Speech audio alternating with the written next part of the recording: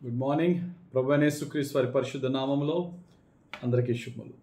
ఈరోజు మన అనుదిన ఆత్మీయ ఆహారంగా దేవుడు కొన్నిసార్లు మనలను కొన్ని ప్రశ్నల ద్వారా ఆయన ఉద్దేశ ప్రకారంగా సత్యంలోనికి నడిపిస్తారు. బైబిల్లో మనుషుల్ని దేవుడు అడిగిన క్వశ్చన్స్ మనం చూసినట్లయితే ఆయన అడిగే ప్రతి ప్రశ్న వెనకాతల ఆయన యొక్క గొప్ప సత్యములోనికి ప్రజలను నడిపించే విధానం మనకు కనబడుతుంది. ఉదాహరణకి ఆదికాండం 3వ అధ్యాయం 9వ వచనంలో దేవుడైన యెహోవా ఆదామును పిలిచి నీవు ఎక్కడున్నావు అని అడుగుతాడు. అప్పటికే ఆదాము తిన్నదన్న పండు తిని దేవుని స్వరం విని భయపడి దాక్కుంటాడు. నీవెక్కడున్నావు, ఆదాము ఎక్కడున్నాడో దేవునికి కనబడట్లేదా అని ఆదాము నువ్వు ఎక్కడున్నావు అని చెప్పుకుంటూ ఆదాము ముందుకు వచ్చి ఆదాముతోనూ అవ్వాముతోనూ అందరితోనూ దేవుడు మాట్లాడుతున్నాడు. ఎందుకు నువ్వు ఎక్కడున్నావు అనే ప్రశ్న అడగడం యొక్క ఉద్దేశం ఏంటంటే నీ దృష్టికి నువ్వు దాక్కున్నానని అనుకుంటున్నావు, కానీ నాకు కనబడకుండా నువ్వు దాగలేవు. అది ఆదాముని దేవుడు నువ్వు ఎక్కడున్నావు అని అడిగే ప్రశ్న వెనకాతలున్న భావం, సత్యం, ఉద్దేశం. అలాగే ఉదాహరణకి పరలోకంలో దేవుని సముఖంలో దేవదూతల సభ జరుగుతున్నప్పుడు లూసిఫర్ అనే పడిపోయిన దూత అయినటువంటి సాతానుడు కూడా ఆ సభకు అటెండ్ అయినప్పుడు సాతానుని యేసుప్రభు అడిగిన ప్రశ్న యోబు గ్రంథం 1వ అధ్యాయం 7వ వచనంలో ఉంటుంది. నీవు ఎక్కడి నుండి వచ్చావు, నీవు ఎక్కడి నుండి వచ్చితివి చెప్తున్నాడు. భూమి మీద అటు ఇటు తిరుగుతున్నా. ఎక్కడి నుంచి వచ్చాడు ఆడు తెలీదా? దేవునికి తెలుసు. ఆడు భూమి నుంచి వచ్చాడని, భూమి మీద మనుషులందరినీ శోధిస్తూ అలా తిరిగి వచ్చాడని తెలుసు.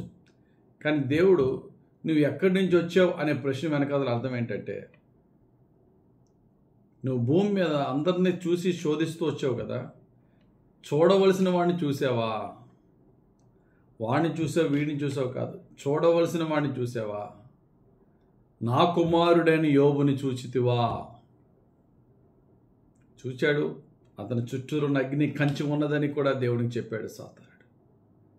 ఇక్కడ దేవుడు ఒక గొప్ప సత్యాన్ని, ఒక గొప్ప ఆయన ఉద్దేశాన్ని చెప్పే ముందు ప్రశ్న నుండి తనకు తెలిసిన జవాబు నుంచి నోన్ టు అన్నోన్, తెలిసిన దాని నుంచి తెలియని దానిలోనికి మనుషులను నడిపించడానికి ప్రశ్నల ద్వారా దేవుడు గొప్ప సత్యాన్ని రివీల్ చేయడం అనేది మనం చూడవచ్చు. హాగరు సారముతో గొడవపడి ఇంట్లోంచి పారిపోద్ది, ఎడారిలోకి వెళ్ళిపోద్ది. అక్కడ దేవుడు ప్రత్యక్షమవుతాడు. అక్కడే హాగరు దేవునికి చూచుచున్న దేవుడు అని పేరు పెట్టింది. అక్కడ ప్రభు అడిగిన ప్రశ్న ఏంటంటే ఆదికాండం 16వ అధ్యాయం 8వ వచనం, సారాయి దాసివైన హాగరు ఎక్కడి నుండి వచ్చితివి, ఎక్కడికి వెళుచున్నావని అడిగి, గమనించండి, ఆమె పేరు హాగరని ఆయనే చెప్పేశాడు, సారాయి దాసివని కూడా చెప్పేశాడు. ఎక్కడి నుంచి వచ్చావు, ఎక్కడికి వెళ్తున్నావు? ఇక్కడ దేవుని ఉద్దేశం ఏంటంటే హాగరు, చేంజ్ యువర్ డైరెక్షన్. నువ్వు ఎవరివో నీ పేరు చెప్పాను, నువ్వు ఎవరి దగ్గర పని చేస్తున్నావో చెప్పాను. అయితే ఎక్కడి నుండి వస్తున్నావు, ఎక్కడికి వెళ్తున్నావు అనే ప్రశ్న యొక్క ఉద్దేశం ఏంటంటే you are going to a wrong direction. నువ్వు ఏ ఇల్లు విడిచి వెళ్ళిపోయి బయటకు వచ్చావో, ఎక్కడికి పోతున్నావో డైరెక్షన్ మార్చు. ఇంటి నుండి బయటికి పోతున్నావు, బయట నుండి మళ్ళీ ఇంటికి వెళ్ళు. నీ మేలు కోరి చెప్తున్నాను, గో బ్యాక్. ఇటువంటి ప్రశ్నలకు మనము జవాబు ఆలోచన చేస్తూ ఉండాలి. ఒక్కొక్కసారి మనకి కూడా కొన్ని ప్రశ్నలు మన జీవితంలో వస్తున్నప్పుడు కొట్టిపడడానికి వీలు లేదు. దాని వెనకాతల దేవుని ఉద్దేశం ఉంటుంది. భక్తుడైనటువంటి యెషయా గారికి దేవుని దర్శనం, ఆ దర్శనంలో, ఆ విజన్లో దేవుడిని చూస్తాడు. ఇక్కడ ఆ దర్శనంలో ఒక స్వరం వింటాడు యెషయా భక్తుడు. ఏంటి ఆ స్వరం అంటే యెషయా గ్రంథం 6వ అధ్యాయం 8వ వచనంలో, అప్పుడు నేను ఎవరిని పంపెదను, మా నిమిత్తము ఎవడు పోవునని ప్రభువు సెలవీయగా వింటిని. Again question. యెషయా భక్తుని వింటుండగా ఒక స్వరము, మా నిమిత్తము వెళ్ళి మా నిమిత్తము సువార్త ప్రకటించడానికి, వాక్యాన్ని బోధించడానికి, ప్రవచనం ప్రకటించడానికి ఎవరు వెళ్తారు అనే మాట యెషయా భక్తునికి వినబడింది. దీని వెనకాతల ఉద్దేశం ఏంటి? యెషయా, నువ్వు వెళ్తావా? అలా అడగకుండా ఎవరు వెళ్తారు అంటే ఈ యెషయా యొక్క సంసిద్ధతను పురికొల్పడానికి, to encourage him, to prompt his prophet to be volunteer for the God's ministry. ప్రోత్సాహపరచడానికి మా నిమిత్తం ఎవరు వెళ్తారు? నాకు బాగా గుర్తు, 2001లో నేను సువార్తకు వచ్చినప్పుడు మా ఇంట్లో మా తల్లిదండ్రులు ఎవరు పాస్టర్లు కాదు. అయినా నా ప్రభు నాలో ఒక బలమైనటువంటి ఆలోచన పెట్టాడు. నీ తండ్రికి ఇచ్చిన 5 సంతానంలో నా భారాన్ని మోసేది ఎవరు అనే ప్రశ్నే నన్ను సువార్తలో నడిపించింది. ఆ ప్రశ్న నా మదిలో వచ్చిన వెంటనే నేను చేయెత్తి, నేను సిద్ధంగా ఉన్నాను ప్రభు, నన్ను వాడుకో అన్నాను. అప్పటి వరకు నేను పాస్టర్ని అవుతానని ఊహ లేదు, కళ లేదు, ఎవరి ప్రోత్సాహం లేదు. ఆ ప్రశ్న నాలోకి వచ్చింది, నేను చేయెత్తి నన్ను వాడుకో ప్రభు అన్నాను. మొత్తం నా జీవితాన్ని దేవుడు మార్చాడు. ఒక్కొక్కసారి కొన్ని ప్రశ్నలు మనలోనికి వస్తాయి. ఆ ప్రశ్న ద్వారా అద్భుతమైన సత్యాన్ని దేవుడు రివీల్ చేస్తాడు. యేసు ప్రభు తన శిష్యులతో, అందరూ నన్ను ఏమనుకుంటున్నారు? ఒక్కొక్కరు ఒక్కొక్కలా చెప్పారు. పౌలు అద్భుతమైనటువంటి మాట, నువ్వు క్రీస్తువు దేవుని కుమారుడు, తండ్రి నీకు రివీల్ చేశాడని పేతురు ఇంకా 12 మంది శిష్యుల్ని యేసు ప్రభు అడిగినప్పుడు పేతురు కరెక్ట్గా ఆన్సర్ ఇస్తాడు. అంటే ఎందుకు దేవుడు నేనే క్రీస్తుని దేవుని కుమారుడు అని చెప్పొచ్చు కదా డైరెక్ట్గా, కానీ క్వశ్చన్స్ ఎందుకు అంటే ప్రశ్న ఏం చేస్తుందంటే మనల్ని ఆలోచింపచేస్తుంది. ప్రశ్న ఏం చేస్తుందంటే సత్యాన్వేషణలో నడిపిస్తుంది. ప్రశ్న ఏం చేస్తుందంటే ప్రోత్సాహపరుస్తుంది.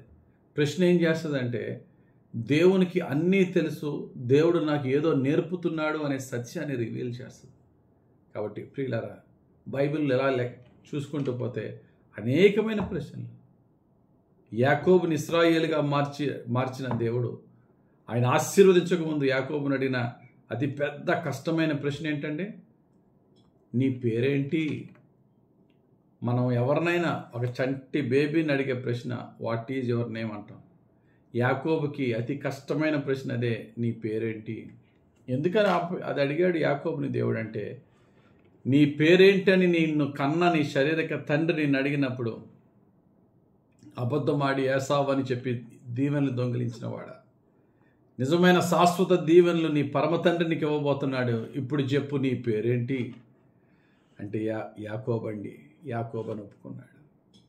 మన జీవితంలో దేవుడు ఆయన అడిగే ప్రతి ప్రశ్నకు కూడా ఒక ప్రత్యేకమైన సంకల్పం ఉంటుంది. బైబిల్లో వారిని అడిగారండి, మనల్ని అడుగుతారా? ఓ బ్రహ్మాండంగా రకరకాల ప్రశ్నలు మన హృదయంలో దేవుడు కలుగజేసినప్పుడు ఆ క్వశ్చన్స్ని మనము తేలిగ్గా తీసిపడేద్దు. దాని విషయంలో మనం ధ్యానించుదాం. నా మదికి అందలేని ప్రశ్నలు ఏమైనా దేవుడిస్తే ప్రార్థనలో ధ్యానిద్దాం. దేవుడు వాటి వెనకాతల గొప్ప సత్యములో మనం నడిపించుటకై దేవుడు ఆ ప్రశ్న మన మదిలో పెట్టాడనే సత్యాన్ని తెలుసుకుంటూ సత్యాన్వేషణతో, వాక్య సత్యంతో, పరిశుద్ధాత్మ యొక్క నడిపింపుతో ముందుకు వెళదాం. ఉన్నతమైన దీవెనకరమైన బహుమానాన్ని పొందుకుందాం. దేవుడు తన పరిశుద్ధ వాక్యం దీవించుగాక. ఆమేన్. మహిమగల తండ్రి, ఈరోజు మాకు ఇచ్చిన ఈ వాక్యం బట్టి స్తోత్రాలు. ధ్యానించిన వాక్యం ప్రకారంగా మా మధ్యలో ఏ ప్రశ్న వేసినా నాయన, ఆ ప్రశ్న నిన్ను ఇంకనూ బాగా తెలుసుకోవటానికి, సత్యాన్వేషణ చేసుకోవటానికి, మా మనసాక్షిని పరిశీలన చేసుకోవడానికి, మా తప్పులను సరిదిద్దుకోవడానికి, మా జీవితాలు ఇంకా నీకు ప్రీతికరం కట్టుకోవడానికి అనే సత్యాన్ని గమనించి ప్రతి ప్రశ్నకు నీ పాదాల యొద్ద ధ్యానించి నీ సత్యమును పొందుకొని నీ సత్యంలో నడిచే భాగ్యం మాకు దయచేయమని జీవము గల దేవుడని యేసుక్రీస్తు వారి పరిశుద్ధ నామములో ప్రార్థించి వేడుకొనిచున్నాం పరమ తండ్రి. ఆమేన్. తండ్రిని యెహోవా దేవుని ప్రేమ, రక్షకుడైన యేసుక్రీస్తు వారి కృప ఆదరించి పరిశుద్ధాత్మదేవుని అభిషేకం హెచ్చుగా మనపై దిగి వచ్చి సర్వసత్యంలోనికి మనల్ని నడిపించును గాక. ఆమేన్. God bless you. Have a very blessed day.